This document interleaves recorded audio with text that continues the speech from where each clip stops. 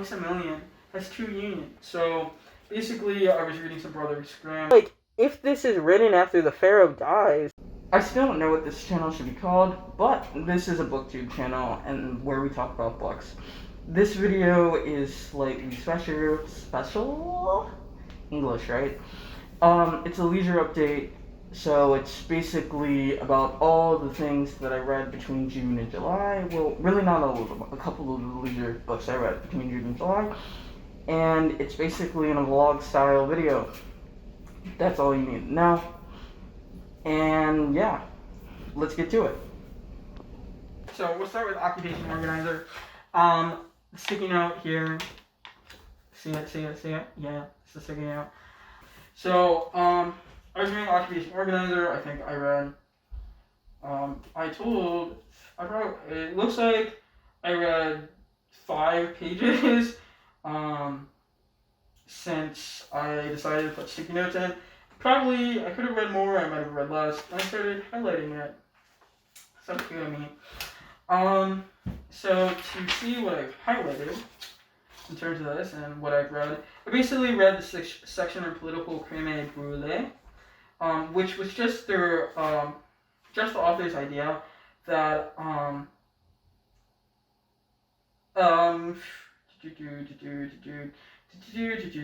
this idea, how should I say it? The brûlée is like a mixture, it's a mixture, French people, right?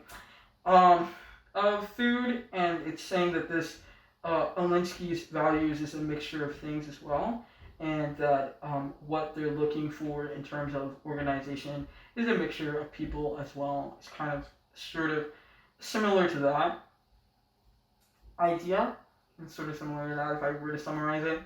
I highlighted 3 sections, so now I highlighted 4 things of interest.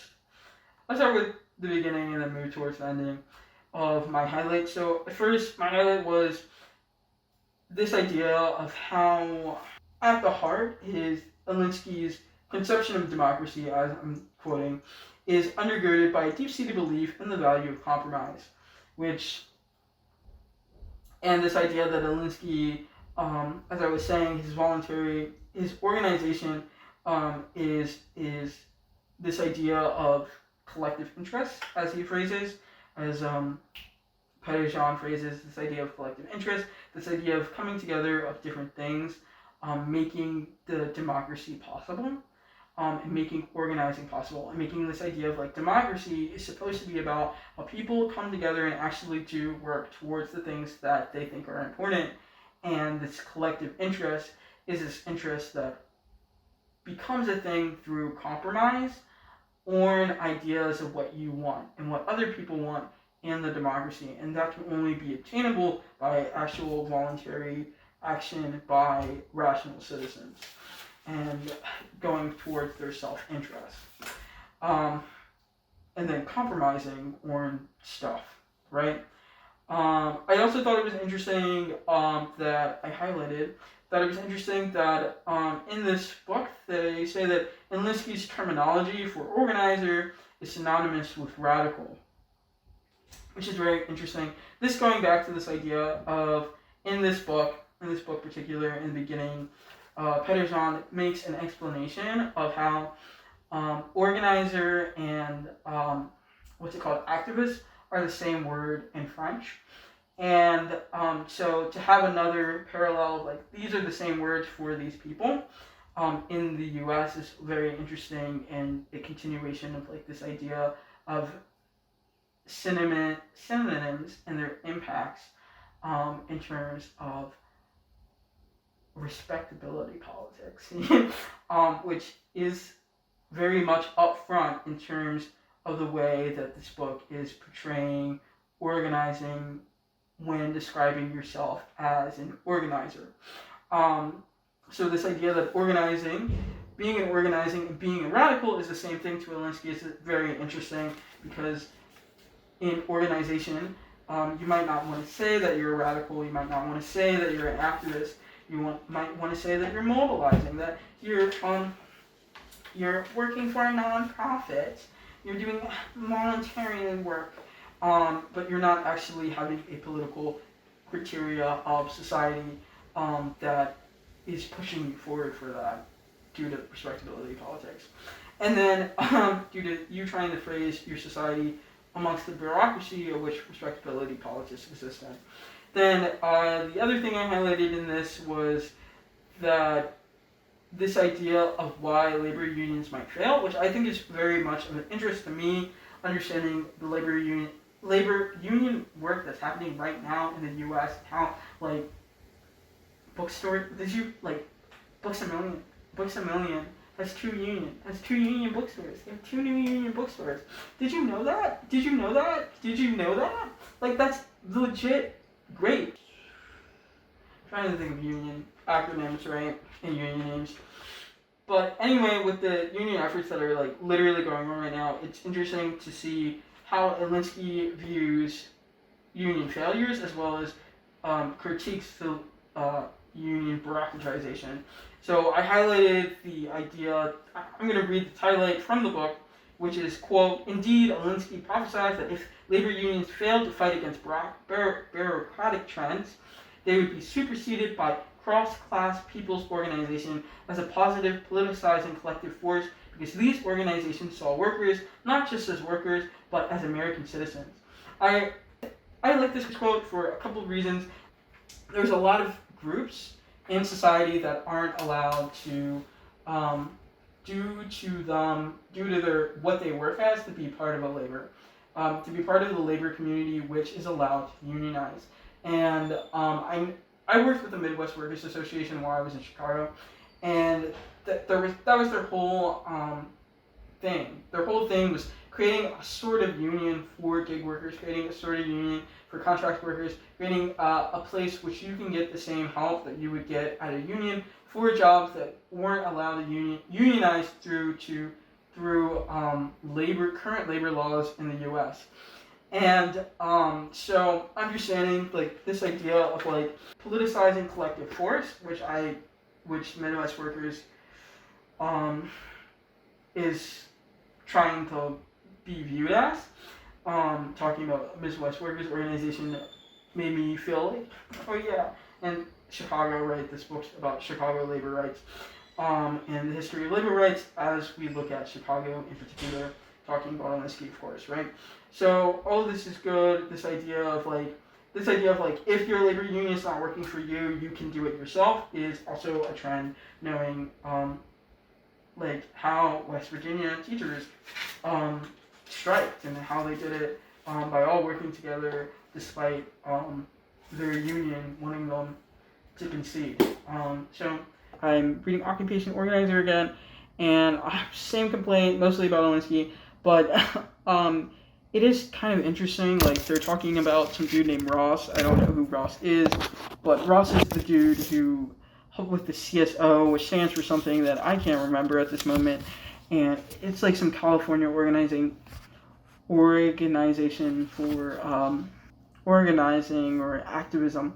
They use the same procedures as the MWA, which is a current Chicago organization, and I just find that to be interesting in the sense of what the MWA does and what CSO does within this description. I don't know if they currently do it, I don't know if they're currently a thing, but what they do is they find local leaders.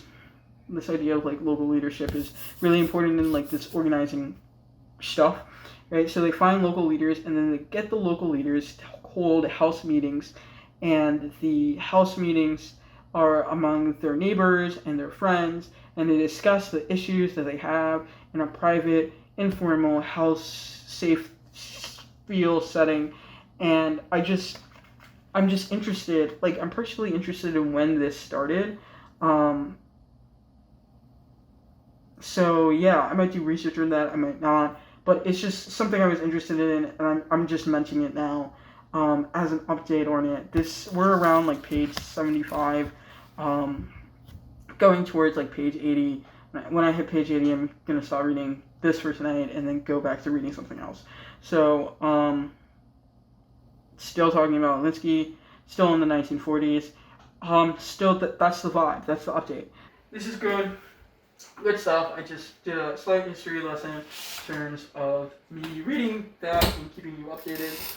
The other things that I was reading this week in terms of my leisure read was short stories, as always, and poetry. So basically, I was reading some Brothers Grimm. I'm not going to explain anything about them. Maybe. Well, I'll explain a little of one of them, but not the other one. So I read Dumbling, which is basically Dumbling's one of the small, like little people in the Grimm tales. If you read them, you have Dumbling, Thumbelina, being common occurrences. Dumbling being the male version, and Thumbelina's story being the female version of a tiny person who's a thumb size. I'm not going to go into the story at all. Just know tiny people supposed to be crafty kind of vibes. What I will go into the story is the Queen Bee, which I read that one, and it has little to do with a bee queen. It actually has to do with like 3 brothers, and there's a trend in Grimm tales where you are rewarded for stopping your family from destroying things, and this is one of those books where you have the character Simpleton, who is supposed to be very simple, and his 2 brothers who are not named throughout this version of the tale, and the 2 brothers want to make a mess of society for the other things that live in this fantasy world, and Simpleton's always like, yo bro, don't do that, just let these people live in...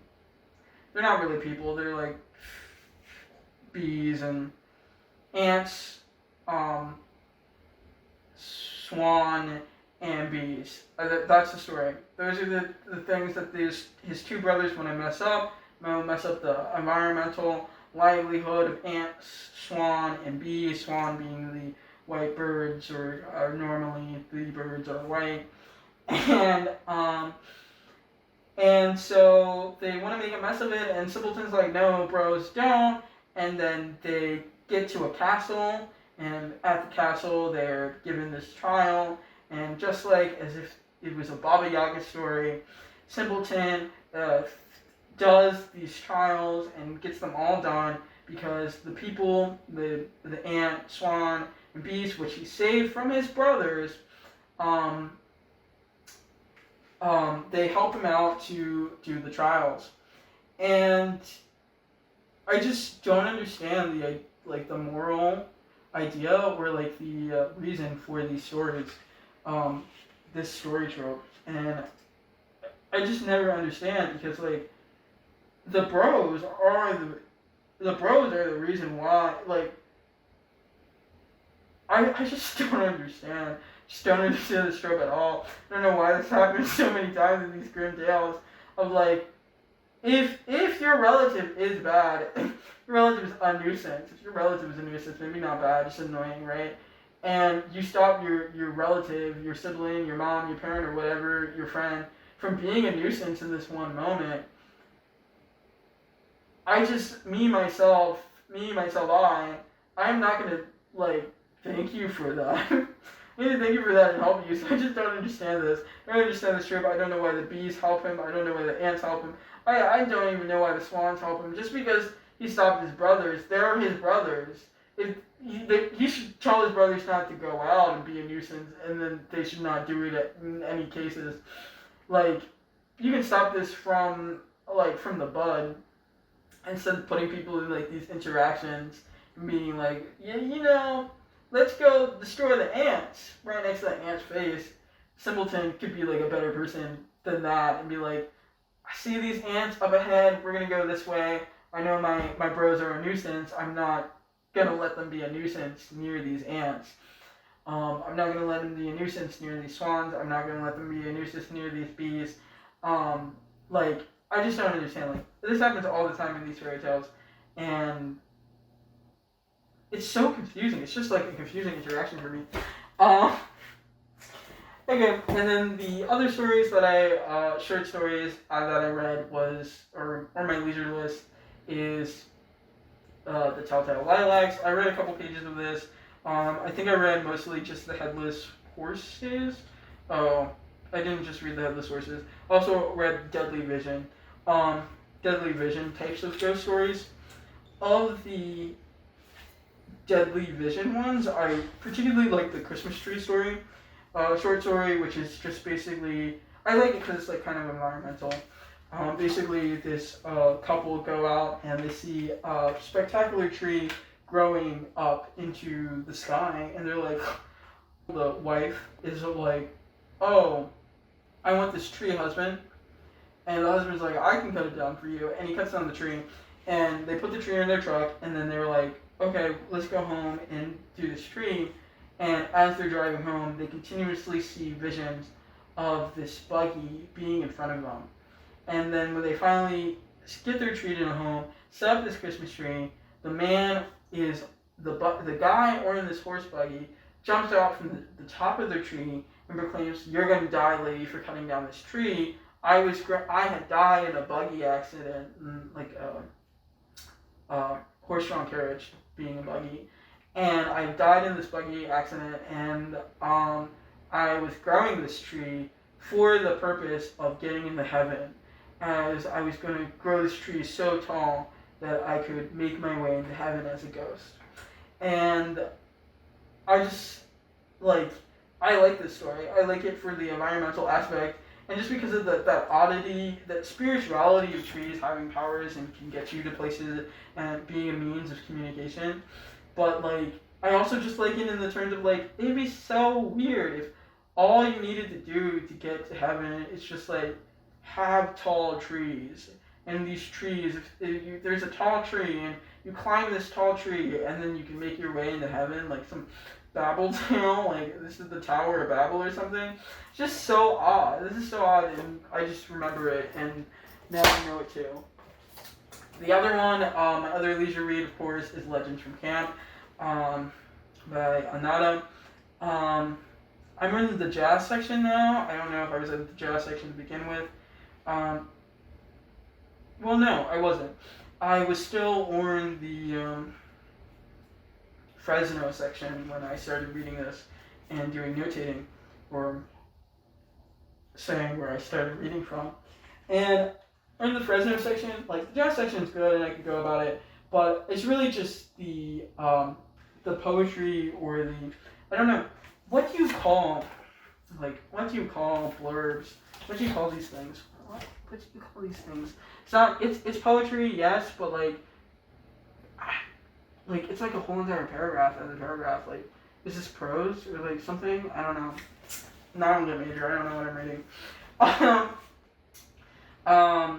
I really like this one. It's called 7 Words of Poetry. It's way longer than 7 words, and it's just what I like. It's what I like from short stories, and why I've been reading Grimm tales. It's just using repetition, short stories, especially oldies, folktale short stories going around just West Virginia horror story, West Virginia ghost stories, to Grimm tales. Repetition is very important in terms of getting across the information, even though it's so short. And you would you would think that you might not do repetition as much because you have so little time.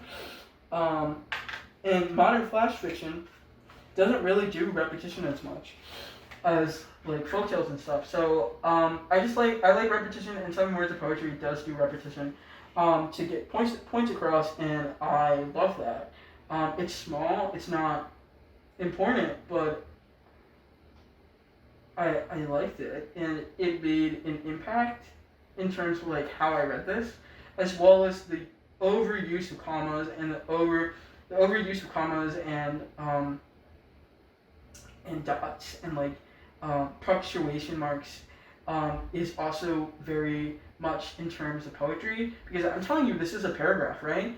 And poetry is all about breaking up the lines and breaking up the ideas in terms of spacing usually, so I really did appreciate the commas and punctuations within the paragraph and them being overused, as it helped break it up into the flow of what poetry feels for me. So I appreciated that in 7 Words of Poetry. But I also just what I really liked within it, spoilers alert, right? What I really liked in terms of the actual idea of the poem was this idea of, so Inada is explaining part of his childhood, part of his life, right? And he's explaining it in terms of his actual relation and closeness to his grandparents. And so in this 7 words of poetry, he posits this idea of like that his grandfather speaks good English. And he says it, and you trust that. You trust that evaluation of his grandfather because he writes it. I'm trying to look for where it is.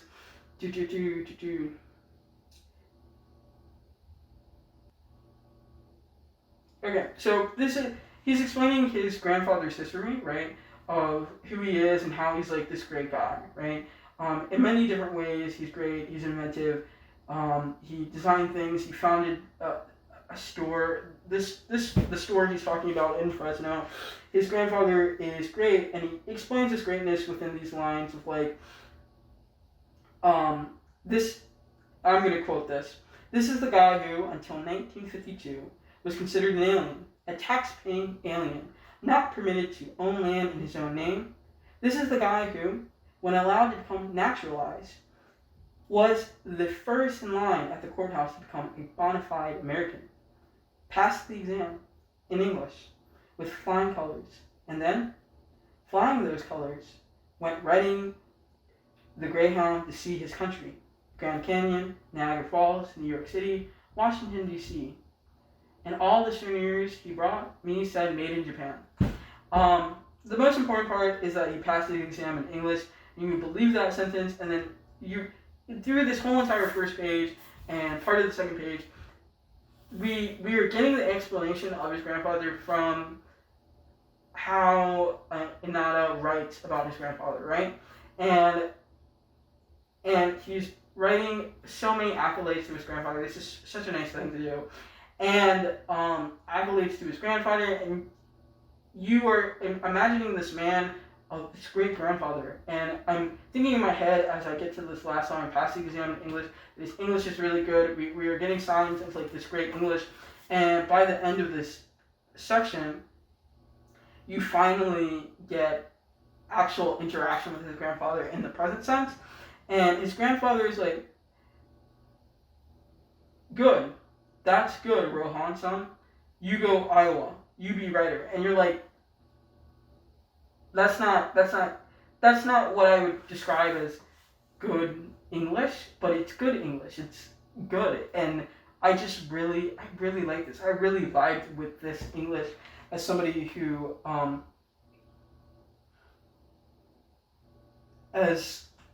had grandparents.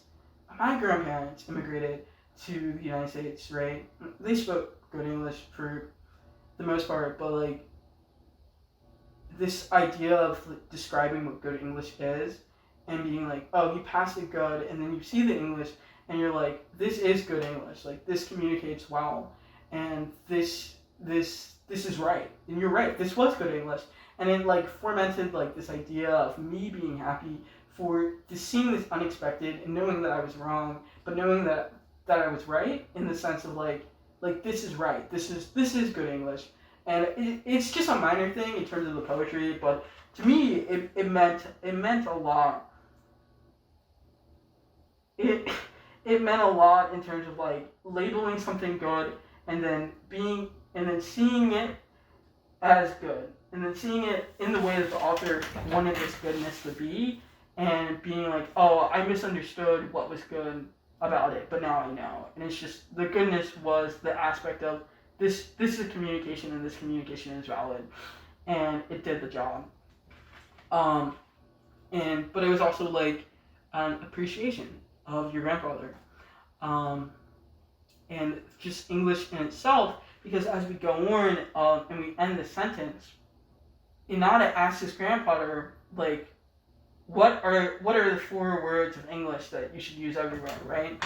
That can be used everywhere. And his grandfather replies, cup of coffee, piece of pie, like, and I was like, yeah, diner talk, like you know, like when you learn where the baño is in Spanish or whatever, ¿dónde está baño? And and like these ideas of like there are some simple ideas and some simple sentences that are so super useful in terms of like pivotal understanding of like what English is, and how English is good, how your English is good, knowing such ideas, and not grammatically. Like your English doesn't need to be grammatically good. It needs to be good. To be good English, you need to be able to have your communication work for the environment which you're communicating in.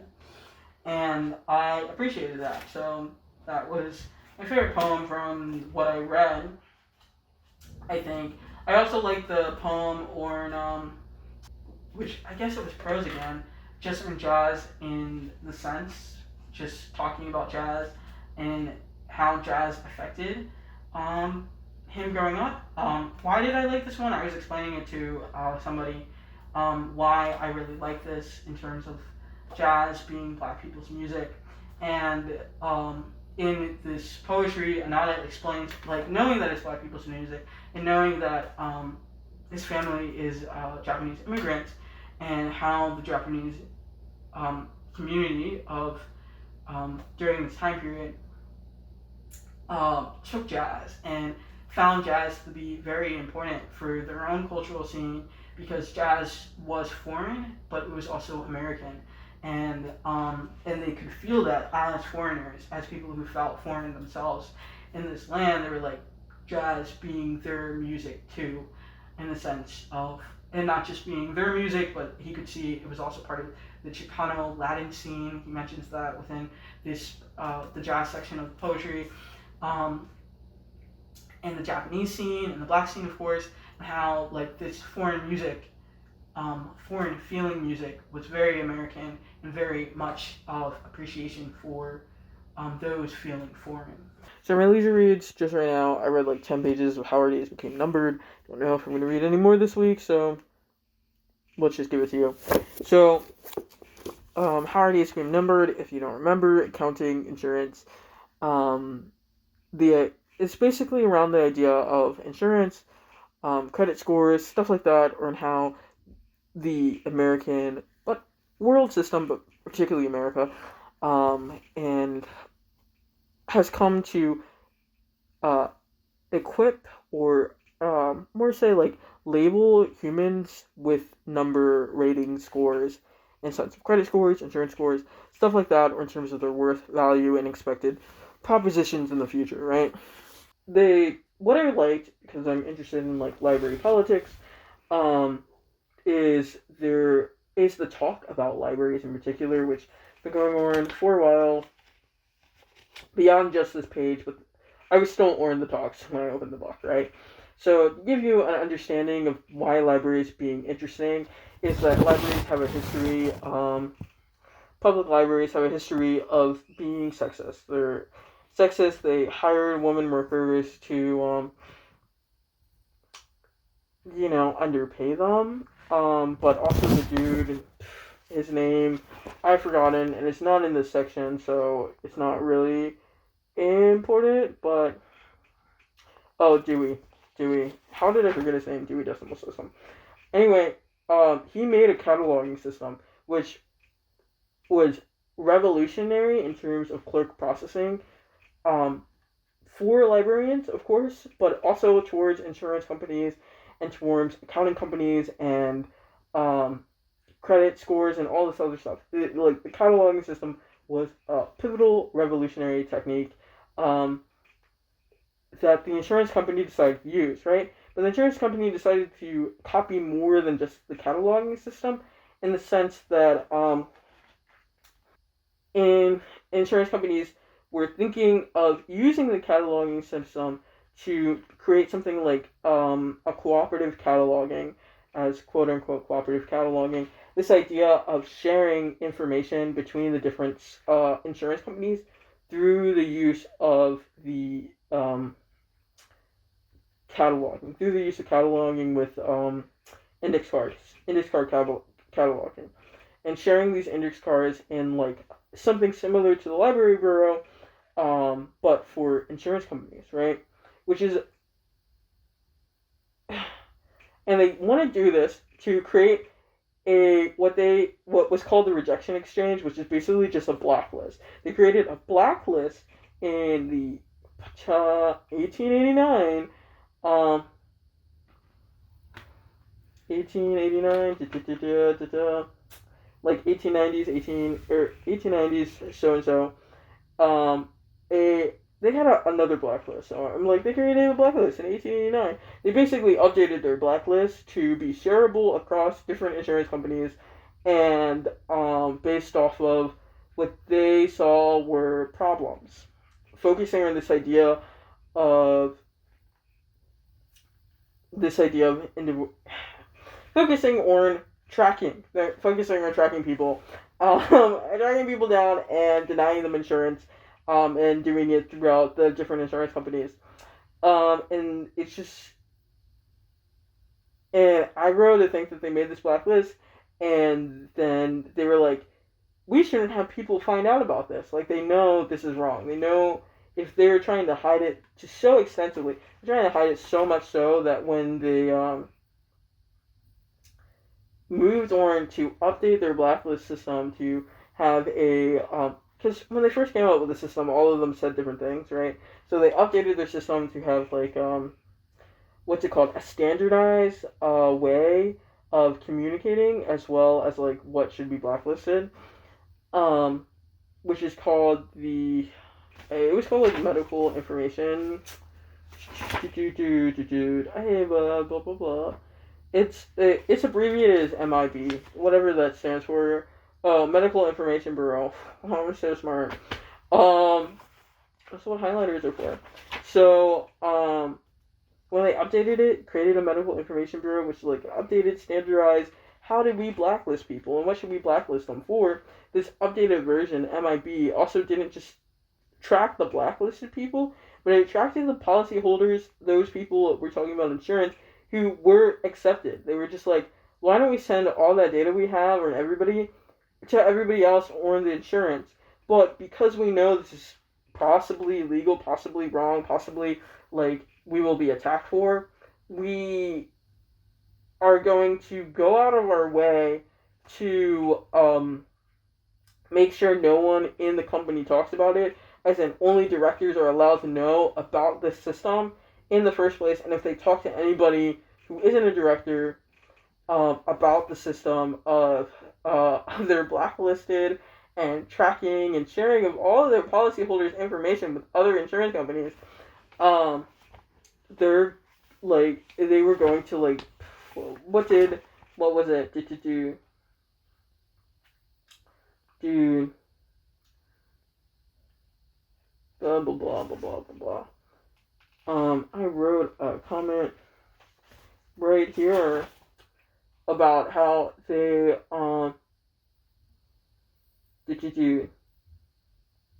anyway, they risk penalties. The companies who, if they decided to talk about MIB for any reason with anybody of their employees or whatever, the companies risk penalties with the insurance company or with MIB, who made the standards. It also is just the idea of, it's just a reminder that this is what made our health system so rigged and so not there for the people, in the sense of like, they're literally like 1890s, right? We're in the 1890s something, and they are literally making that transformation from having doctors talk to you, having doctors being the one to say like, oh, you're gonna live or die, or like your symptoms and whatever, to going to trained clerks who, due to the cataloging system, just basically check off stuff, which is what they want and what they were doing even before 1890s, in the 1880s, before the cataloging with like surveys and actuarians, and going from this and saying what we want is to have clerks, and for the clerks to just be doing queries, surveys, and then putting them in our index card, and then we send that index card to everybody else, and it's just an aggro. It's an aggro in terms of privacy information, as somebody who believes in that. So, as well as just like the concept of taking somebody's individual risk score, it just seems like a scam. It's just a scam.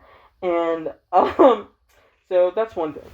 Our next thing that we're going to talk about is just turns to hip hop. I have been reading the poetry from here again, and it is just there's so many I love this book so much, and I'm so glad that I stole it, or more better to say than stealing it, I repossessed it into a better position of use, versus the one that it was in previously. And it's not even like the person I took this from can't take it back. It's just like I took it and they have barely any awareness of that take.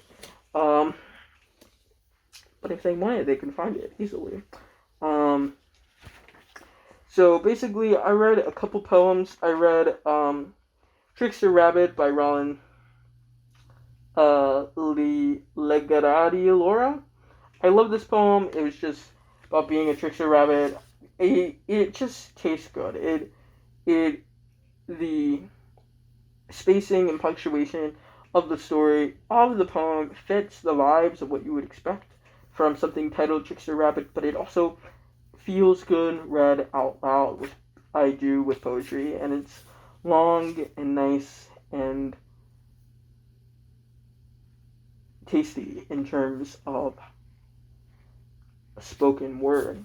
But what's even better than Trickster Rabbit in terms of spoken word was Brian by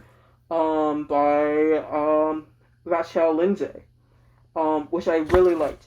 Okay, this is a multiple section poem, and when it's just so good. It's just such a good poem. It's good in the sense of when spoken out loud, it has the right taste and textual quality of what you expect and want from a poem. It has odd meter rhymes that aren't always at the end, some in the middle, some aside, but when you feel the rhyme by the way you speak it out loud. It has repetition, and the repetition tastes different the second time you say it, because that's how repetitions work, and does it more than once. It plays with taste and sound within the poem scheme, and that is such a beautiful thing to do. It is long. It's so long, but it's also such a story that I didn't understand in the first section. I really liked how it tasted. I really liked the textual quality that it gave my tongue as I read it out loud. It's just such a nice poem for that effect. But when I read the first section, I had no idea what I was reading, and it was just there was no images in my head, only the textual feel of speaking the words as they were listed and punctuated, and comma and space being the thing which I read, and it was beautiful, but I had no idea what concretely, imaginatively I was reading until I got into section 2. It was maybe 4 or 5 sections, so by that point I could see images, but I'm just saying the punctuation, the vibe of it was so impactful that there was nothing for at least 15 lines of stanza or something or more, however long section 1 was. No idea what I was reading. Brian Bryant's about the 1896 elections and how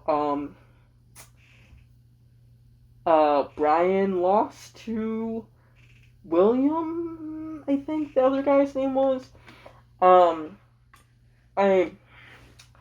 My presidential history knowledge is lacking, but 1896 elections, progressive, it moved us, this election period moved us into a new election system, and us being the United States into there have been multiple different election systems, that are slight variants of each other, or very different from each other, and I don't understand the difference between this one and the next one.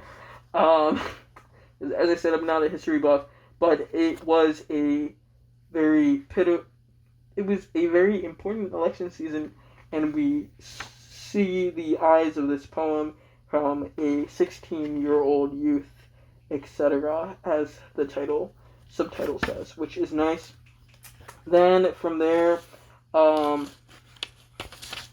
read another poem that it was good vibes, but it was just okay, I think, or no, it was just good vibes. But I also read Viewing the Mona Lisa by Angela Martin. That was a good poem, and I liked it. I really like this book. I'm just gonna say I really like this book because there's a lot of poems to like in this book, and there's just like there's something to say about a book where you're just like, I have read a lot of poetry and I've read a lot of poetry over my life, and what I like about this book is that I see poets that I know, and then when I re-look at the index or re-look at the table of contents, I learn that I have learned new poets that I have learned to love outside from this book, but I had first read them in this book with no knowledge that I would love them later.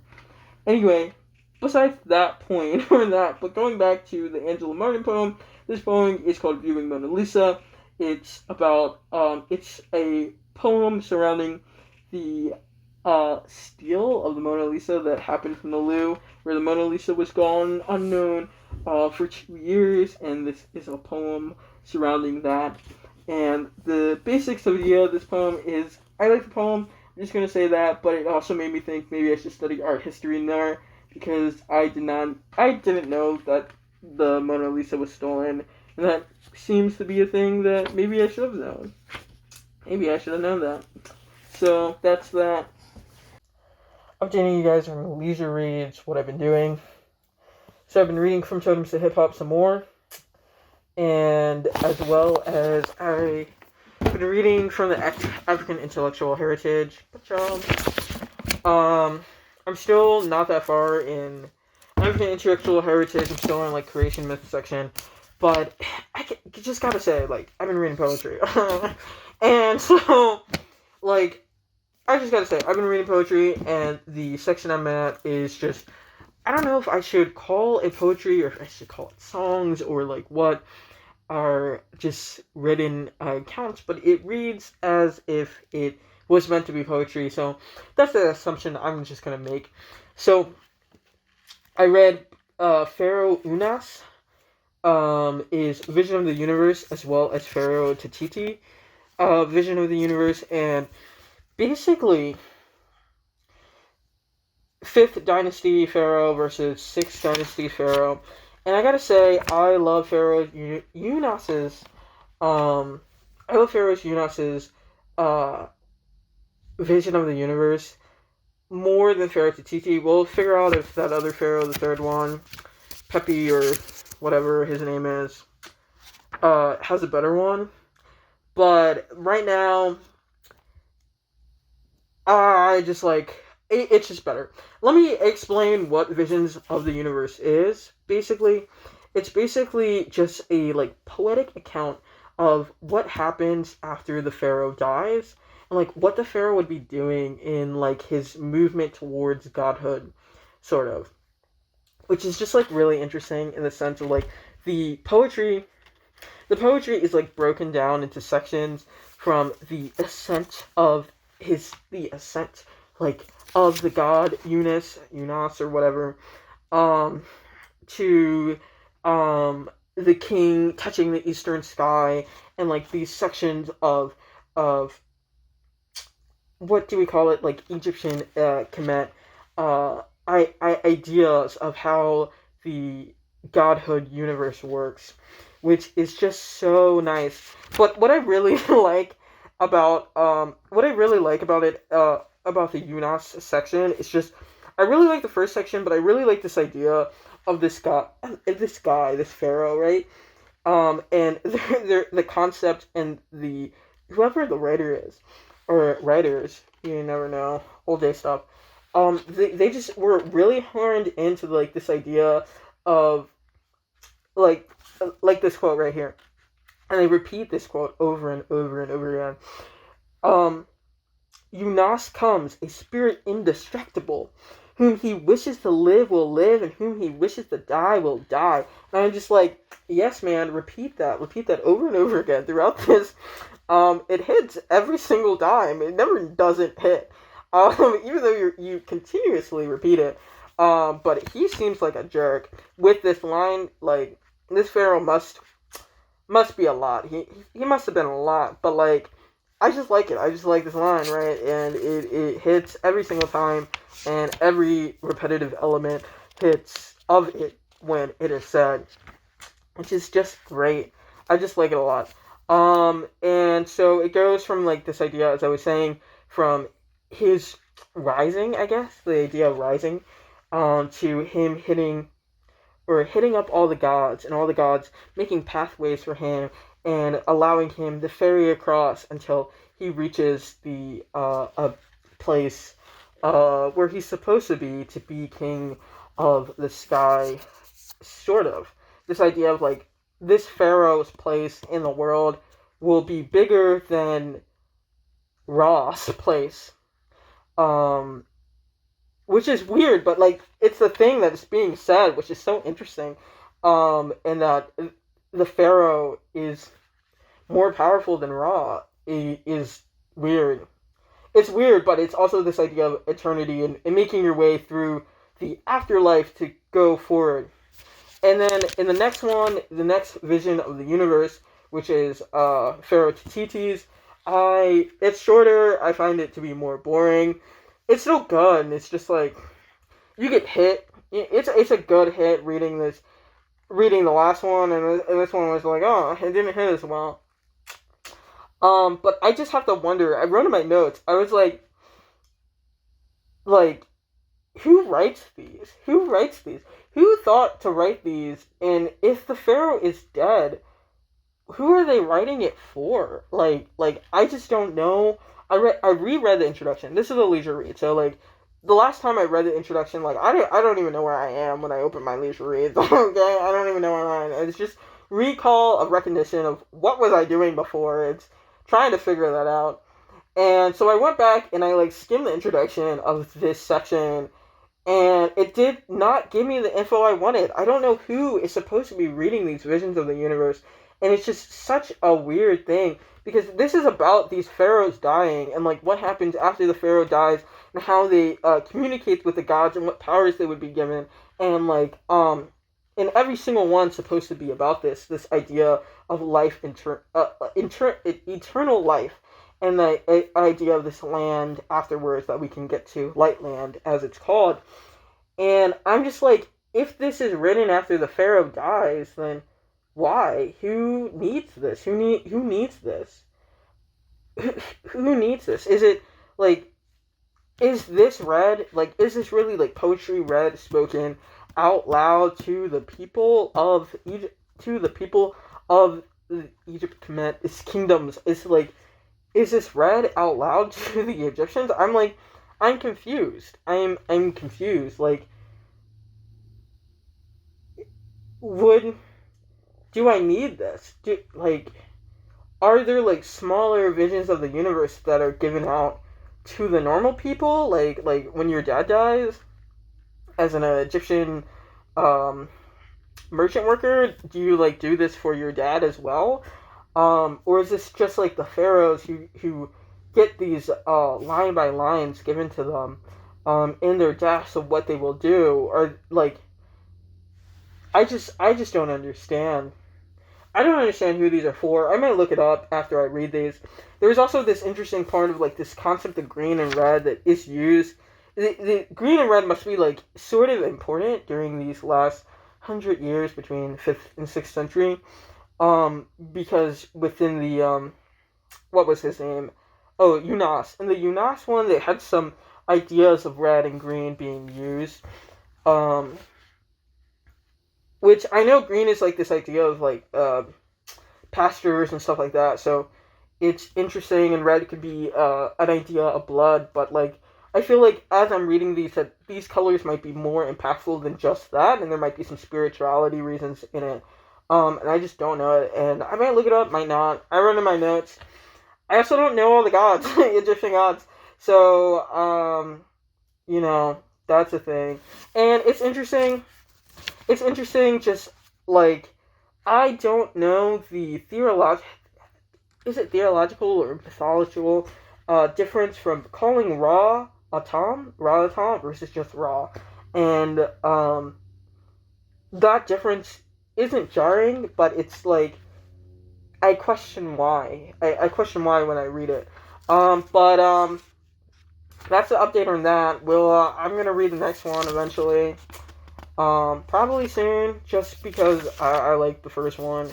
and Peppy seems to maybe be a good one. Then we'll do some other creation myth stuff. I mentioned that that I might look up which African creation myth I was thinking of when reading the Inheritance trilogy, but I don't think I'm going to do that. I feel like that's too much work for me. So that's not a thing. So I'm just going to finish that, finish the edits for that, and we will never think about it again.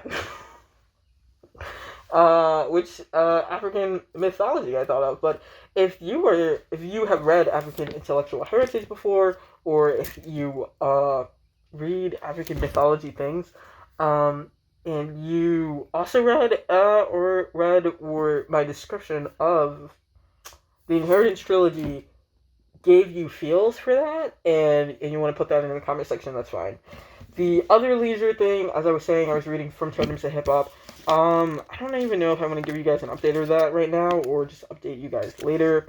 Basically, just more poems that I like. That's the basics of it. Just so many more poems that I like, and I just like the poetry. There are just poems that I like in this book, and I'm just going to say, I kind of feel like most of the poems in here are all hits. Like, Ishmael Reed just picked out good poems after good poems, and are interesting. I just read one about Madonna, and I'm not even a Madonna stan, but, like, it was a good poem about Madonna, and so, yeah, so that is the update for that. I'm gonna finish editing the video now. This might be in it, this might not be. We'll figure it out. Ciao. So, there's two other comics I wanted to talk to you about on webtoons. The first one is season 1 of My In-Laws Are Obsessed With Me is over, and I love the ending. I think of an Otome Isekai is like a really good Otome Isekai that if you're not reading, you should be reading if you're into that.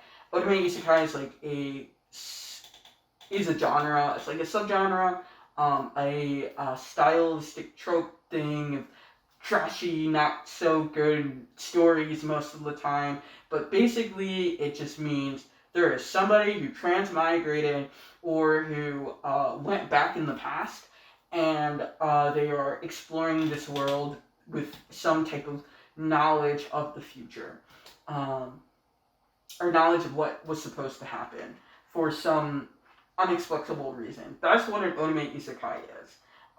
That's basically what it is. If it's just like an isekai, then it's like that transmigration, but you have like no knowledge. So these are Otome Isekais. I'm going to talk about some Otome Isekais, and My In-Laws Are Obsessed With Me is a really good one that's coming out now, that is current in Korea, that's current in the US, in the sense that it's like still ongoing. And I really appreciate it because a lot of times, a lot of these are complete and utter trash, and My In-Laws Are Obsessed With Me is not trash. I haven't read the novel in Korean. I'm not going to read the novel in Korean, especially now that I kind of know that there's like added parts in the comic book, and I don't know if the novel's like middle grader. If I like sometimes when you read the Korean novels of these Otome Isekais, you can automatically tell from the writing style that this author is writing for a webtoon publication in the future, or like for a webcomic publication in truth. Not truly just webtoon, could be Darum. Doesn't Darum have a new name now? Cacao?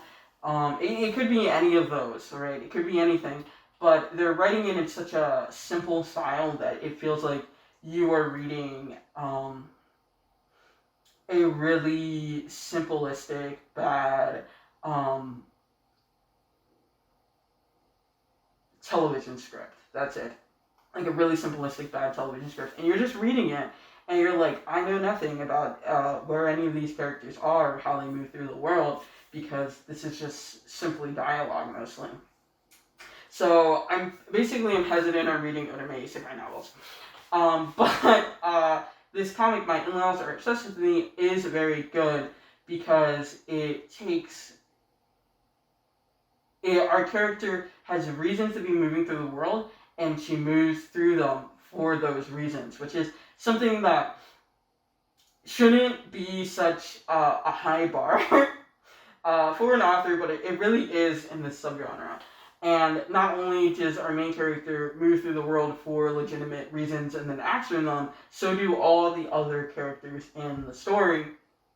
And the romance is slow because of the situation that she was in, which I so much appreciate. And the ending of season 1 was just like a perfect culmination of the slow romance. And I was happy and excited. I thought season 1 would have ended with like some huge bang of like destitute, or like isolation or like sadness with everything that was going on. But instead it ended cute and like sweet, and I was pretty much happy for it. So to give like a plot vibe of my in-laws are obsessed with me is basically this lower court noble. I think she's from a Baron family. This is like some European-esque fantasy romantic area of Europe, right? Okay, so she's like from a Baron court, some Baron. She's like a barony, right? And her father died, who was the Baron, and she has a stepmother, a stepsister, and she has at this moment in the beginning of the story, a boyfriend, or somebody who she's engaged to. It's really her fiance. Fiance? Marriage. And all those 3 characters that I listed who are alive and supposed to be in relation to her are plotting to murder her. And they do murder her, but the way in which they murder her causes her to go back into the past. Okay, and so because now she has knowledge of like her family is definitely going to murder her, her fiance is definitely going to be part of this murder plot, she goes to a duke, and she goes to a duke asking for help because she knows that this duke would want to be married for political reasons. It would look good for him. And so she's trying to get married for her own safety and not for love, which is fine. This is a fine trope if done well. And I really like the beginning of the story because the Duke, by mistakes, kills this girl in the beginning, and the Duke goes to bury her, like, right away. Right away is like, this isn't getting anywhere, this isn't getting out, we're gonna bury this chick. And the chick comes back alive again. So that means, in the first part of the story, she has not only died from poison, gone back in time, but she has died from poison again. And then woken up in her original time period. And we get to figure out through the story, like, how is the dukedom related to this poison? How is this poison getting out from their duchy? How does the hierarchy work in the family? How does she claim her rightful money and acquisitions, her property and stuff, while also fighting against her family that was trying to kill her in the past and also in the present sense of this time? And who are these players in the games? And I really appreciate this minor political machinations in the story. And the slow romance. I appreciate it all, and you should read it because it's cute. And our male lead is the first one to turn around and be like, I like this chick. And everybody likes the simp a little, so yeah. That's a recommendation. I am happy to finish season 1 moment, and I was just so happy. The next webtoon comic, which I will post somewhere a picture of, is a canvas comic called Countess Diabolique. If you're not reading it, you should. It's basically another anime isekai for the English market, so it's in the English language, and it follows this girl who was I'm going to say like a political manager. There's a name for her role that I forgot and that I should remember, but political manager or political campaign manager is a good title for what she did in her previous life before dying, and then she dies and she goes into this book that she had read a little bit of. And the book, and so the setting of this book world that she enters in and the rule which she enters in is the Countess Diabolica, which is basically a young adult woman who kills her father and mother and causes the destruction of the countdom through the use of magic and wizardry. And she's a flawed character, in this supposed story that she falls into, in the sense that she's being manipulated by a dark force. And so the Countess Diabolica takes her place, and secretly, without telling anyone, and we have her moving through the world as a literal, older adult amongst young adults, as well as a hot, magical, evil force that she has to talk to. And because she was a political campaign manager, she wants to right the wrongs that the original person who had owned the body had done to the countdom, had done to the people, and she's trying to figure out who would be on her side politically to make the moves necessary to fix the problems. And I'm here for that, and I like it. It's not the best of the best, but it is exactly what you want in a Otome Isekai plot. And then the last Otome Isekai that I have to mention, if I'm just going to be mentioning Canvas things, is it's called Isekai Maid is Forming a Union. And it is just it has the perfect Otome Isekai vibes. This is a 5 out of 5 Otome Isekai. This is for some reason, the artist can put out chapter after chapter very frequently. Not only are the chapters very good, the plot's very good, the world setting is very different and a mishmash and a call out to other Otome Isekais, and I very much appreciate it. But it's also our lead character is forming a union as a maid, and that's exactly what you want to see, because all of these times in these Otome Isekai plots, you have this future girl, some girl from the 21st century, some chica or chico, whatever the story is, and then suddenly they're like, slavery is okay, hitting maids okay, I'm in dukedom, I have a rule to fit, and this rule is slightly egregious and mean, and I'm okay with that. I'm okay with subjecting people to that. And this Otome Isekai Forming a Union says, if you go into the past, if you go into this Isekai world, there will be people who will view this as wrong and then make efforts to right this wrong. And there are people in the original world who are making efforts to right this wrong even without you being there. And I super appreciate it. Not only do I super appreciate it for stating those things and stating those values and going over forming a union and the difficulties with that, but I also appreciate it in terms of the magical, the soft, slightly hard magical world. I also like it in terms of how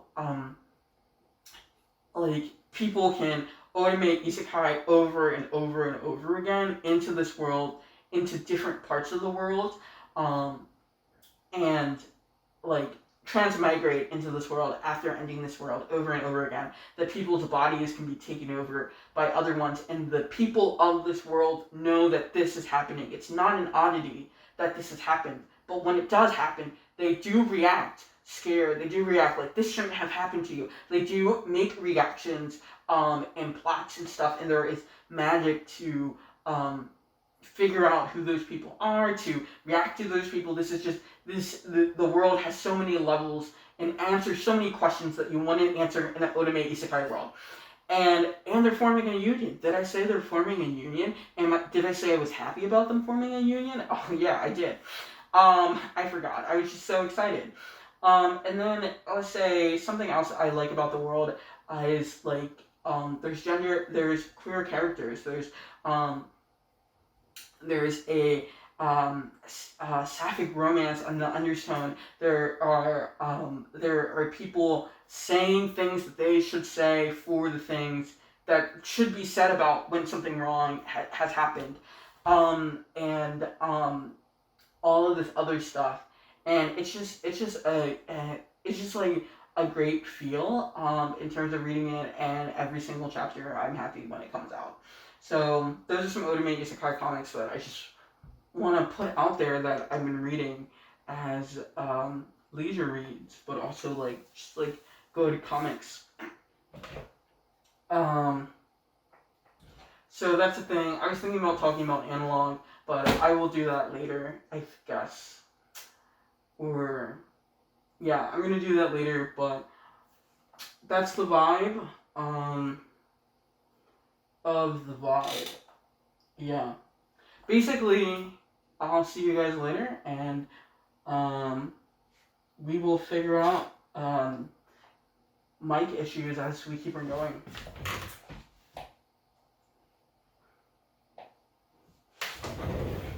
Oh yeah, I also moved into a new place. I'm not really sure how I'm going to do the lighting. There's a bunch of lighting here. There's possibly going to be lighting back there. It's just, I didn't move it. Yeah, there's some lighting back here too from this desk lamp. So it's basically everywhere, and I don't also know where, as can be seen from me moving up and down, how the stands are going to work either. So all these things are up for debate and will be figured out in the next week or so. One more thing, or one last part for editor me. I really wish I mic'd this, but I was just so lazy. So, only going to be camera mic. It's fine. The other issue is, or it's not really an issue, the other point I want to mention is I'm going to try to get all my post videos. I have a bunch of videos from the last 2 months or so to be updated and posted within the next 2 weeks. So you'll see a bunch of videos, and then it will slow down again. So that's it. In my new place, starting school back up, I'm a grad student at Ohio State, so I'm in the Columbus area. So that's kind of the situation in my apartment. It's okay. And that's about it. So we're going to just figure out how that goes.